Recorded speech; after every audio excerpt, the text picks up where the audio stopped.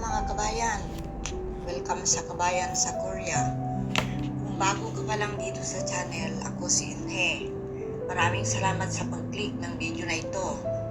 Sa video na ito, gusto kong ipakilala ang sarili ko at ibahagi kung bakit ko ginawa ang channel na ito. 23 years na akong nakatira dito sa South Korea. Sa loob ng mahigit 2 dekada, marami na akong naranasan. May masasayang alaala, may mahihirap na pagsubok, at marami rin akong natutunan sa buhay dito.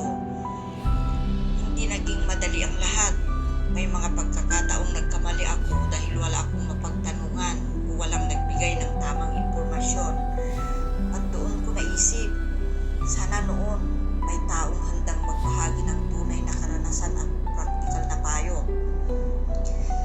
Kaya ginawa ko ang Kabayan sa Korea. Layunin ng channel na ito na makatulong sa ating mga kababayan, lalo na sa mga bagong dating dito sa Korea. Hindi ako eksperto, hindi ko rin alam ang lahat.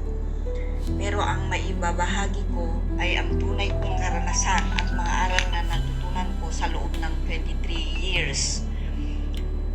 Sa channel na ito, ibabahagi ko ang iba't ibang topics tulad ng mga tips sa pang-araw-araw na buhay dito sa Korea, mga bagay na sana nalaman ko noon pa, mga pagkakamali ko na hindi na sana maulit ng iba, mga paraan para mas makatipid at mas maging magaan ang pamumuhay dito, at iba't ibang impormasyon na makakatulong sa mga OFW at mga Pilipinong gustong manirahan o bumisita sa Korea. Lahat ng ibabahagi ko ay base sa sarili kong karanasan. Isa pa sa gusto ko sa channel na ito ay ang makabuo ng isang maliit na komunidad ng mga Pilipino. Kung may mga tanong kayo tungkol sa buhay dito sa Korea, maaari kayong mag-comment sa ibaba. Hanggat kaya kong sagutin, gagawin ko ang lahat para makatulong. Kung hindi ko naman alam ang sagot, magiging tapat ako at hindi ako magbibigay ng maling impormasyon. Ang gusto ko ay maging parang isang kaibigan o ate na pwede ninyong lapitan kapag may gusto kayong malaman tungkol sa Korea.